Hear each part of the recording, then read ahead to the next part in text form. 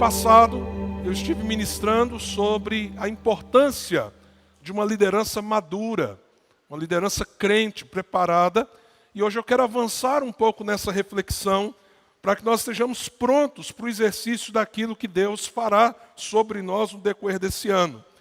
Abra sua Bíblia então em Atos, capítulo 6. Nós vamos ler os primeiros versículos desse capítulo. E é importante talvez você lembrar o contexto desta passagem. O Senhor Jesus, lá no capítulo 1, ele está subindo aos céus. E ele diz, fiquem na cidade até vocês serem revestidos do alto. No capítulo 2, o Espírito Santo desce sobre a igreja. Nós temos ali o que nós chamamos de Pentecostes, porque foi durante a festa de Pentecostes. E assim então, o povo do Senhor, a igreja do Senhor foi batizada com o Espírito Santo. Por isso que a gente não precisa pedir de novo o batismo do Espírito Santo, porque ele já foi concedido ao povo de Deus. E aí a igreja cresce muito. Na verdade, naquele dia foram agregados 3.000 homens. Não sabemos nem quantas mulheres e crianças, porque geralmente a contagem era dos homens. Então a igreja teve um crescimento exponencial em Atos capítulo 2. E ela continua crescendo. E havia naquela comunidade original uma certa ideia de que a segunda vinda de Jesus seria muito rápida, talvez naquela geração ainda.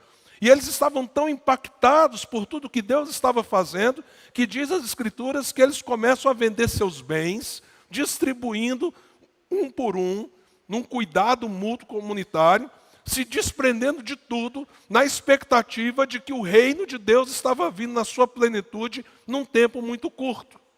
E isso fazia também com que a igreja socorresse as pessoas mais necessitadas. Porém, imagine, irmãos, o Senhor havia deixado dos 12 apóstolos, 11 como líderes da igreja. E os próprios apóstolos, lá no capítulo 1 ainda, escolhem uma pessoa para substituir aquele que deveria ter sido, entre aspas, o papel de Judas. Mas como pastorear um rebanho desse tamanho? Como cuidar de tanta gente? E aí no capítulo 6 a gente começa a ter uns problemas. Diz assim, naqueles dias, crescendo o número de discípulos, os judeus de fala grega entre eles queixaram-se dos judeus de fala hebraica, porque suas viúvas estavam sendo esquecidas na distribuição diária de alimento. Por isso os 12 reuniram todos os discípulos. Reuniram quem? Todos os discípulos. É o que nós chamamos de assembleia. Todos reunidos. Para quê? E disseram a eles, não é certo negligenciarmos o ministério da palavra de Deus a fim de servir às mesas. Irmãos, escolham entre vocês 7 homens de bom testemunho, cheios do espírito de sabedoria. Passaremos a eles essa tarefa e nos dedicaremos à oração e ao ministério da palavra. Ou seja, a igreja precisava de mais líderes e precisava de mais um ofício. Além dos apóstolos, era necessário ter homens escolhidos pela comunidade, debaixo do temor de Deus, para que esses homens pudessem cuidar do ministério de misericórdia entre a comunidade, para que não se multiplicassem problemas como esse. Aqui nascem os diáconos. Você, continuando a ler o texto, você verá que são instituídos os diáconos. E nós temos aqui então a liderança dos apóstolos, o papel dos diáconos, mas quando a gente anda um pouquinho mais à frente no livro de Atos, olhando então para a história da igreja primitiva, lá no capítulo 15, a igreja está enfrentando outros desafios. O evangelho está chegando em vários lugares. Vários lugares. E há uma tendência, que depois nós vamos ver que ela se tornou um grande perigo para a igreja na época, uma tendência de muitos ao legalismo, de querer pegar a lei do Velho Testamento e aplicá-la sobre os novos convertidos que não eram judeus. Isso começa a acontecer. E isso gera uma grande pressão na liderança, ao ponto do apóstolo Paulo, juntamente com Barnabé, irem a Jerusalém. E quando eles vão a Jerusalém, no capítulo 15 de Atos, os próprios apóstolos e presbíteros, aqui entra um detalhe então interessante, porque você vê um pouquinho lá atrás, apóstolos e os diáconos sendo estabelecidos na vida da igreja.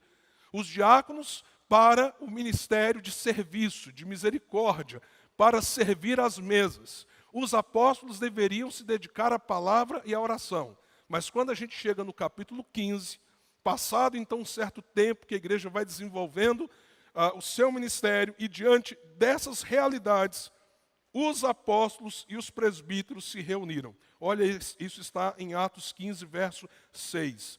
Os apóstolos e os presbíteros se reuniram para considerar essa questão dos judeus, entre eles fariseus que haviam se convertido e que estavam pressionando os não-judeus a terem as práticas ritualísticas do Velho Testamento. E ali a gente tem o que nós chamamos de um concílio. Quando os presbíteros, nesse caso, naquele momento histórico, reunidos com os apóstolos, num ambiente conciliar de oração, debateram, discutiram e tomaram decisões importantíssimas naquele nascedouro da igreja cristã. E aí quando a gente continua lendo não apenas Atos, que a gente vai ver então que em vários lugares, à medida que as igrejas são plantadas, líderes são estabelecidos, nós também vamos ver nas epístolas muitas orientações sobre a instituição nas comunidades locais de presbíteros e diáconos. Exemplo, se a gente for lá para 1 Timóteo capítulo 3, nós temos aqui as instruções do apóstolo Paulo ao jovem pastor Timóteo, como ele deveria estabelecer presbíteros e diáconos nas comunidades para que as igrejas pudessem ser saudáveis. E aqui a gente vai vendo essa distinção de papéis. Os presbíteros, aqueles que formando um conselho ou um concílio, devem cuidar da autoridade espiritual, da vida da comunidade, tomando as decisões de maneira representativa a partir de uma comunidade que os elege e os consagram. E os diáconos cuidando das famílias necessitadas, das pessoas em sofrimento e apoiando o ministério da igreja com um ministério específico de misericórdia. Então aqui em 1 Timóteo nós temos instruções. Quem deveriam ser essas pessoas? Que características elas deveriam ter? E eu não estou hoje aqui fazendo essa análise ponto a ponto, mas apenas mostrando para você que quando nós nos reunimos e nos preparamos para dar esse passo, nós estamos fazendo algo que está instruído nas Escrituras e que nós precisamos fazer com muito temor e tremor diante de Deus. E aqui, por exemplo, a gente tem uma afirmação tremenda do apóstolo dizendo assim, capítulo 3, verso 1. Esta afirmação é digna de confiança. Se alguém deseja ser bispo, que é uma outra forma de se falar dos presbíteros, bispo e presbítero são sinônimos, certo? Aqui ele usa a palavra bispo, em Tito ele vai usar a palavra presbítero. Se alguém deseja, almeja no Senhor, esta função, diz o texto, deseja uma nobre função. Então, ser um presbítero no meio do povo de Deus é algo honroso, mas de grande responsabilidade. Só que aí o verso 2 diz assim, é necessário, pois, Senhor, se o Senhor me chamar, eu quero servir o teu povo nesta posição honrosa, digna. Agora, se o Senhor te chamar, é necessário que seja o quê? Irrepreensível, marido de uma só mulher, moderado, sensato, respeitável, hospitaleiro, apto para ensinar. Não se deve ser apegado ao vinho, nem violento, mas sim amável, pacífico e não apegado ao dinheiro. Ele deve governar bem a sua própria família, tendo filhos sujeitos a ele com toda a dignidade, pois se alguém não sabe governar sua própria família, como poderá cuidar da igreja de Deus? Não pode ser recém-convertido. E aí o texto diz o porquê. Nossa, tem um irmão, coração dele arde por Jesus, é alguém que serve, é alguém que demonstra que realmente se converteu. Mas por que a gente não deve eleger logo de cara alguém, mesmo com todos esses sinais? E o texto vai dizer o porquê. Não deve ser recém-convertido para que não se ensorbebeça e caia na mesma condenação em que caiu o diabo. Então há um perigo espiritual para aquilo que nós chamamos de neófitos, os novos na fé, quando nós levamos esses queridos irmãos de uma maneira prematura a uma posição de liderança. Nós estamos prejudicando a vida deles, porque eles não estão prontos, não estão amadurecidos. E assim então o texto vai nos dando todas essas recomendações. Deve ter boa reputação perante os de fora, para que não caia em discreto nem na cilada do diabo. Logo depois o apóstolo Paulo fala de quê? Dos diáconos. Os diáconos igualmente. Aquilo que se espera então do caráter de um presbítero é o que a gente deve esperar do caráter de um diácono. E à medida que Deus concede à igreja homens imperfeitos, pecadores, mas que expressam isso que nós acabamos de ler, a igreja então tem força na sua liderança, tem saúde na sua vida espiritual e ela pode potencializar tudo aquilo que o Senhor tem chamado para viver. Se você for lá em Tito, também essas mesmas instruções são dadas. Tito capítulo 1, a partir do verso 5. E aí o apóstolo diz, Tito também era um jovem pastor. E aqui no texto, como você verá, o apóstolo havia enviado ele para Creta. Creta é uma grande ilha. E lá surgiram algumas comunidades, algumas igrejas cristãs. E aí o apóstolo diz assim, a razão de tê-lo deixado em Creta foi para que você pusesse em ordem o que ainda faltava e constituísse presbíteros em cada cidade, como eu o instruí. E agora ele repete as instruções.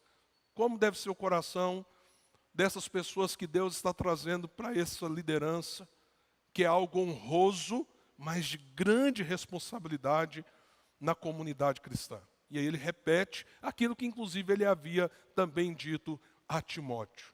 E nós estamos aqui, irmãos, séculos depois, fazendo o quê? Buscando do Senhor a mesma direção. À luz da palavra de Deus, renovando a liderança da comunidade para que sejamos uma comunidade saudável, forte. Deixa eu te dar um exemplo de uma experiência pessoal que eu vivi anos atrás. Deus me deu a bênção de desenvolver um projeto, certa vez, numa igreja que eu fui pastor, e esse projeto culminou numa grande celebração, assim, em avenida pública. E reuniram-se centenas e centenas de pessoas naquela avenida. E foi muito interessante que a cena que mais me marcou naquele encontro foi quando nós fomos dar Bíblias para as pessoas que queriam. Então havia uma carreta enorme, bem alta, que era o palco, e aquela multidão. E quando nós falamos assim, olha, você que deseja ganhar uma Bíblia, vem aqui mais à frente e você vai ganhar isso como um presente de Deus para a sua vida. Irmãos, vieram dezenas de pessoas. E aquelas pessoas, assim, eu como estava em cima da carreta, literalmente estava vendo o rosto delas, as mãos estendidas, me dá uma Bíblia, eu quero uma Bíblia, me dá a palavra de Deus. E aquilo mexeu tanto comigo, que alegria, que coisa tremenda, ver tanta gente ávida, necessitada, com o coração aberto. E aí no outro dia, nós teríamos uma reunião do conselho. O conselho é quando os presbíteros se reúnem. E eu pensei assim no meu coração, essa vai ser a melhor reunião que esse conselho já teve. Porque tanta coisa para a gente celebrar. Conversões, aquele povo querendo tanto a palavra, a gente cumprindo esse papel de uma forma tão tremenda. Que domingo maravilhoso, essa reunião do conselho vai ser uma bênção.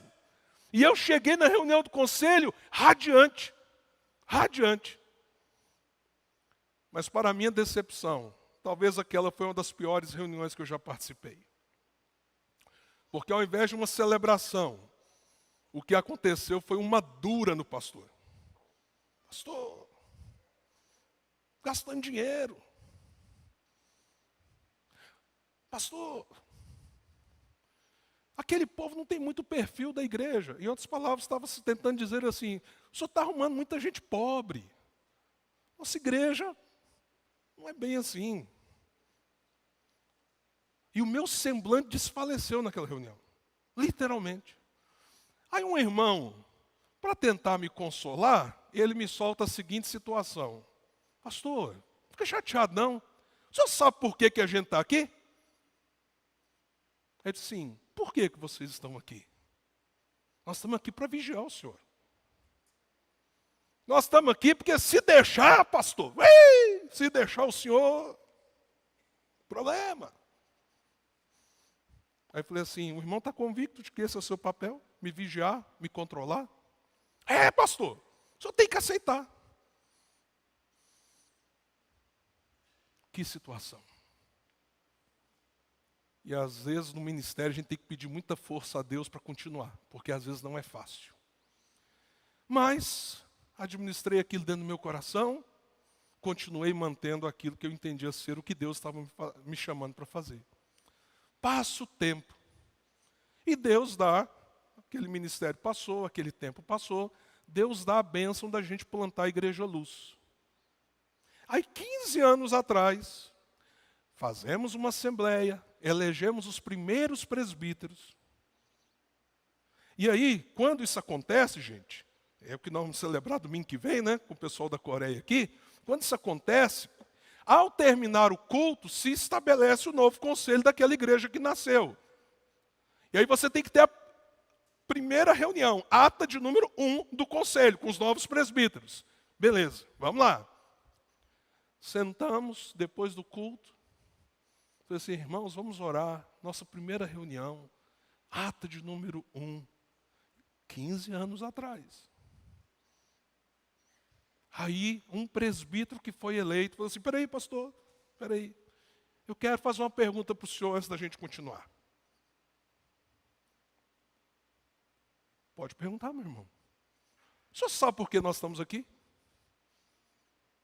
Irmãos, a minha coluna veio um frio.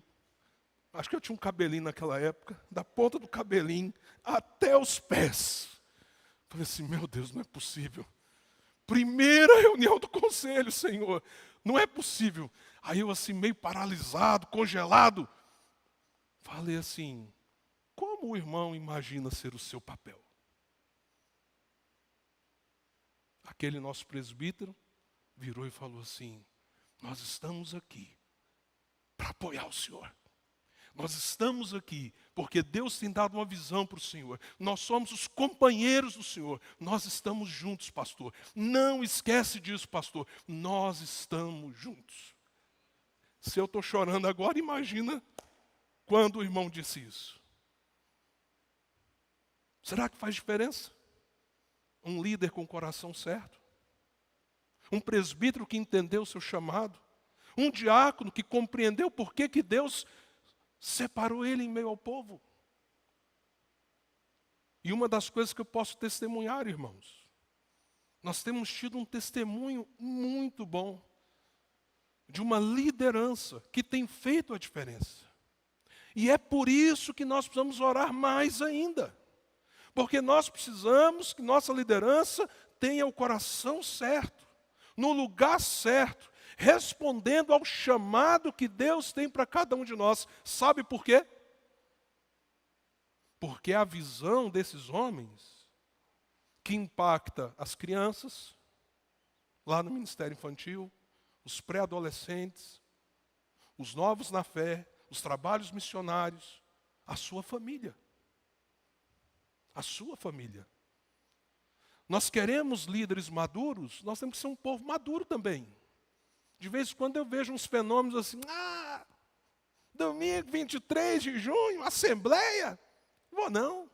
Para mim, irmão, cria vergonha. Cria vergonha, meu irmão. Seja responsável. Um dia você fez um voto como membro da comunidade local. É o contrário. Se tem viagem, desmarca. Se ia sair de férias dia 21, joga para o dia 24. É a minha igreja. É a minha responsabilidade. É o meu papel. Os irmãos receberam, está aí na mão dos irmãos, um QR Code para fazer indicação. Você orou algum momento para falar assim, Senhor, quem que eu devo indicar? É um privilégio que eu tenho. Estas coisas nós precisamos tratar com a profundidade e a seriedade que elas têm, se nós queremos ser uma igreja saudável, centrada no Evangelho e que cumpre o seu papel. Então não menospreze decisões como essas, que passam por você, pela sua responsabilidade e pelo seu engajamento. Concluindo então, é um tempo de oração, de discernimento espiritual, em que nós precisamos, como comunidade, manter a visão, o foco, e isso só é possível com uma liderança centrada na palavra de Deus e com o coração no lugar certo. Que Deus nos abençoe nesse tempo de preparação e que Ele use você, meu irmão, minha irmã, para que as escolhas sejam sábias para a glória dEle. Amém?